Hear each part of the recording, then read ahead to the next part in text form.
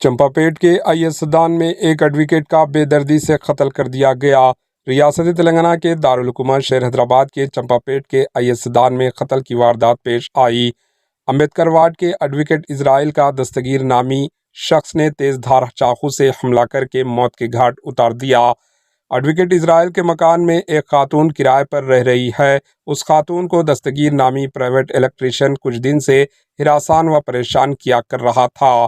اس مسئلے پر متاثرہ خاتون کی جانب سے ایڈوکیٹ اسرائیل نے پولیس میں شکایت درج کی، جس کی بنیاد پر الیکٹریشین دستگیر نے ایڈوکیٹ اسرائیل پر دشمنی اختیار کر لی۔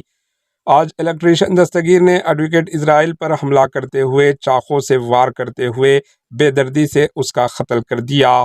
اطلاع ملنے پر پولیس نے مقام واقعہ پہنچ کر تحقیقات شروع کر دی۔ کیس درج کرتے ہوئے مجرم کی تلاش شروع کر دی۔ Bureau report, AHN news.